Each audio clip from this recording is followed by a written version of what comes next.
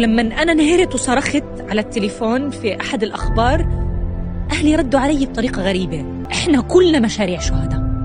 अस्सलाम वालेकुम दोस्तों, उम्मीद है कि आप खैरियत से होंगे। आज 20 दिसंबर सऊदी अरब की इंपॉर्टेंट खबरों के साथ साथ गल्फ रीजन से भी कुछ अन्य खबरें, वीडियो को बिना स्किप किए अंत तक बने रहिए। सभी खबरें अहम और चुनी हुई है। चलिए खबरों का सिलसिला शुरू करते हैं। तो सबसे पहले थोड़ा सा बात कर लेते हैं इजराइल फिलिस्तीन को लेकर। जैसे कि हमने आपको बताया कि सारे अरब देश एक तरफ और यमन एक तरफ, जबकि यमन के पास कोई रिसोर्सेज भी नहीं है। किस तरह से इजराइल के कई शिप को हिट किया, कई ऑयल टैंकर को हिट किया, इसी के साथ अमेरिका तक के ऑयल टैंकर को नहीं छोड़ा। तो यहाँ पर अमेरिका की तरफ से एक फौरन एक्शन लिया गया। यानी पहले तो अमेरिका की तरफ से कहा गया कि वो आर्मी एक्शन दिखाएगा, यानी यमन पर हमला करेगा, लेकिन फिलहाल यहाँ पर और ज्यादा कुछ तो नहीं हुआ। शिप के साथ यहाँ पर एक नई तरह की फोर्स और बनाई गई, जिसमें कई देशों की मिलिट्री ने हिस्से लिया, लेकिन यूएई और सऊदी अरब ने यहाँ पर हिस्सा लेने से मना कर दिया है। तो इस वीडियो के माध्यम से आप देख सकते हैं कि यहाँ पर जो शिप है, अब उसकी हिफाजत के लिए यहाँ पर सेना लगाई गई है, ताकि यमन की तरफ से कोई हमला ना हो। आगे देखते हैं इस बारे में और क्या नई अपडेट आती है, क्योंकि एक बड़ा झटका यमन की तरफ से इजराइल और अमेरिका या फिर यूरोपियन कंट्रीज को लगा है। बाकी फिलिस्तीन के अंदर, गाजा के अंदर हालात जस के तस से कुछ खास सुधार देखने को नहीं मिल रहा। लगातार जो बमबारी है इजराइल की तरफ से की जा रही है। अब देखिए सऊदी अरब की मदद की बात करें तो लगातार मदद जारी है। 33वां जहाज मिस्र के अबू अरीश एयरपोर्ट पर पहुंच गया है, जिसमें 18 टन से भी ज़्यादा सामान मौजूद है। और जैसे कि हम अक्सर बता दें, इसमें मेडिकल वगैरह और खाने पीने की चीज़ों के अलावा कंबल वगैरह होते हैं। और जैसे कि छोटी सी क्लिप हमने शुरू में भी दिखाई थी, पूरी क्लिप हम आपको दिखाने जा रहे हैं कि एक फिलिस्तीनी बहन का दर्द देखिए कैसे वो बता रही है। हमें कभी भी कॉल आ सकती है कि हमारी फैमिली का कोई बंदा मर गया, यानी कि एक अजीब ही तरह का माहौल बना हुआ है। यानी यहाँ पर जो भी लोग हैं उनके मन में ये बैठ गया कि हमें तो मरना है, क्योंकि कोई भी मदद करने वाला पूरी दुनिया से दिखाई नहीं दे रहा। यहाँ जालिम के सामने मजलूम लोग हैं, कुछ भी इनके पास नहीं है अपना बचाव करने के लिए। इस बहन की स्पीच सुनिए। لما أنا انهرت وصرخت على التليفون في أحد الأخبار، أهلي ردوا علي بطريقة غريبة، إيش في مالك؟ شدي حالك، إحنا كلنا مشاريع شهداء، إحنا في أي لحظة ممكن يتصلوا عليك يقولوا لك أهلك كلهم راحوا، بدك تكوني مستعدة لهذا الخبر، وبدك تكوني قوية، عشان إحنا ما خلفنا بنات طبعا، مش إحنا بناتنا اللي يستنوا حدا يسندهم. بدك تطلعي وتقفي على رجليكي، عشان انتي مجبرة تقفي على رجليكي। सऊदी अरब के पासपोर्ट और इमिग्रेशन डिपार्टमेंट यानी जवाजात ने जमादिल अव्वल 1445 हिजरी यानी एक महीने के दौरान के आंकड़े जारी किए हैं, जिसमें इकामा, बॉर्डर और लेबर लॉ की जो गिरफ्तारियां होती है उन लोगों को सजाएं दी गई है। इनमें से 17,889 लोगों को सजाएं और जुर्माने लगे, जिनमें सऊदी सिटीजन और गैर मुल्की भी शामिल है। गैर मुल्कियों को ज्यादातर सजाएं कुछ इस तरह से दी जाती है कि उनको बेदखल सऊदी अरब से और ब्लैकलिस्ट हमेशा के लिए किया जाता है, जबकि सऊदियों को दूसरी तरह की सजाएं और जुर्माने दिए जाते हैं। अक्सर हम आपको जवाजात की गिरफ्तारियों के बारे में बताते हैं, तो ये वही गिरफ्तारियां हैं जिनके ये फैसले हुए हैं। सऊदी अरब की राजधानी रियाज में सिक्योरिटी ऑफिसर यानी पुलिस कर्मियों के साथ साथ पब्लिक पर फायरिंग करने वाले एक सऊदी को सजाए मौत दे दी गई है। दरअसल मामला कुछ इस तरह से है।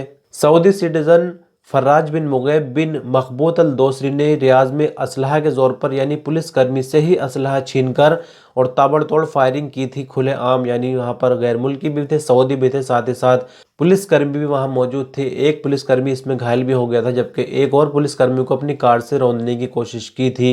तो यह मामला अदालत में पहुंच जाता है, मुकदमा चलता और आखिरकार सजाए मौत का हुक्म अदालत से होता है, क्योंकि इसने गैर मुल्की और सऊदी जबकि पुलिसकर्मियों की जान लेने की कोशिश की, उनकी जान के लिए खतरा बना था। अपील कोर्ट, सुप्रीम कोर्ट और किंग सलमान के सामने फैसला पहुंचता, जहां से मौत की सजा को बरकरार रखा गया और आखिरकार बीते दिन राजधानी रियाज में इसको सजाए मौत दी गई।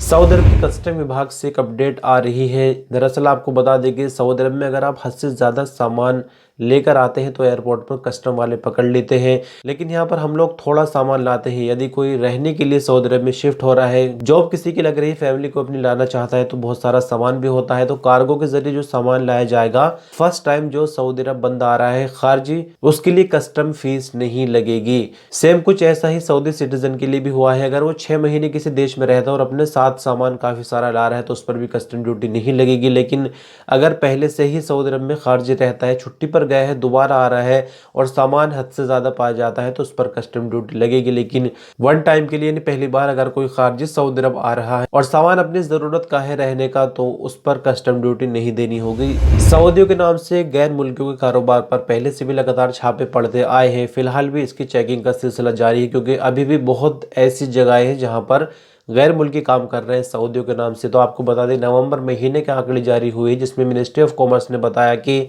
5268 चेकिंग कार्रवाइयां हुई है।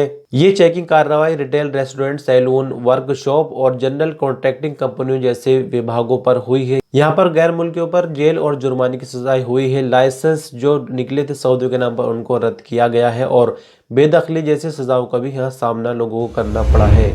सऊदी अरब से जब बंदा छुट्टी पर जाता है, यदि पासपोर्ट उसका एक्सपायर हो जाए, वीज़ा वैलिड हो, तो ऐसे में क्या होता है कि पासपोर्ट को रिन्यू कराना पड़ता है इंडिया के अंदर। अब जब ट्रैवल वापस करना हो तो क्या होगा, क्योंकि इंडिया के अंदर रहते हुए नकल मालूमात की कार्रवाई नहीं हो सकती। तो ऐसे में यहाँ पर एक सवाल पूछा था इंडियन एम्बेसी से, लेकिन यहाँ पर सवाल पूछने वाले ने अपनी जो ट्वीट थी वो डिलीट कर दी। जवाब अभी भी मौजूद है। सेम कुछ ऐसी ही जानकारी पिछले साल हमें जवाजात के पेज से ही मिली थी जो कि इसी से सिमिलर है। यानी यहाँ पर बताया जाता है कि जब आप ट्रैवल करें तो दोनों पासपोर्ट आपके पास होनी चाहिए। यानी जो टिकट खरीदेंगे वो तो आपको नए पासपोर्ट पर ही खरीदना पड़ेगा, क्योंकि जब हम एयरलाइन का टिकट बुक करते हैं तो एक्सपायरी पासपोर्ट की डेट भी डालनी होती है। तो ऐसे में पासपोर्ट पर टिकट तो निकल जाएगा, लेकिन जब सऊदी अरब पहुंचेंगे तो नए पासपोर्ट को जवाजात का सिस्टम एक्सेप्ट नहीं करेगा। तो ऐसे में दोनों पासपोर्ट पास होने चाहिए।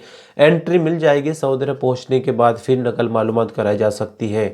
सऊदी अरब के जाजान रीजन में 3 पाकिस्तानियों को गिरफ्तार किया गया है जो कि ड्रग का धंधा कर रहे थे। इनके कब्जे से 1 किलो 300 ग्राम एम्फेटामिन पाउडर होता है जो कि नशा करने के लिए इस्तेमाल होता है। सूंघने में ये नशे के लिए इस्तेमाल होता है। इनके कब्जे से बरामद हुआ है। फिलहाल इनको गिरफ्तार करके आगे की पूछताछ जारी है। उसके बाद इनका केस फौजदारी अदालत में भेजा जाएगा। सऊदी अरब जैसे जैसे उभर रहा है, दुनिया में इसको पहचान मिल रही है, तो कुछ ना कुछ नया होता जा रहा है। पहले हमने देखा कि सिर्फ नेशनल डे मनाया जा रहा था, फिर फरवरी के महीने में फाउंडेशन डे की शुरुआत हो गई। अब देखिए यहाँ पर बीते दिन कैबिनेट की जो मीटिंग होती है उसमें एक नया लॉ पास हुआ, यानी आने वाला साल 2024 जिसको ऊँटों का साल कहा जाएगा। यानी ऊँट को लेकर, कैमल्स को लेकर कुछ नए इवेंट यहाँ हमें देखने को मिल सकते हैं। बहुत ज़्यादा डिटेल तो इसमें नहीं आई है, लेकिन जैसे हम अक्सर सुनते हैं man of the year, student of the year, फलाना ऑफ द ईयर वगैरह वगैरह, इसी तरह से सऊदी अरब के अंदर साल 2024 कैमल ऑफ द ईयर के नाम से मनाया जाएगा। इसके बारे में कुछ और नई अपडेट होगी तो आपको बताएंगे, लेकिन आप अच्छे से जानते हैं कि सऊदी अरब में ऊँटों की कीमत कहीं ना कहीं जो अजनबी है हम जैसे उनसे भी ज़्यादा होती है, आपने भी ये चीज़ अच्छे से रियलाइज़ की होगी। तो यह आज के इस न्यूज़ बुलेटिन की आखिरी खबर। बहुत शुक्रिया वीडियो पर अंत तक मैंने अपना कीमती वक्त दिया। अल्लाह हाफिज़।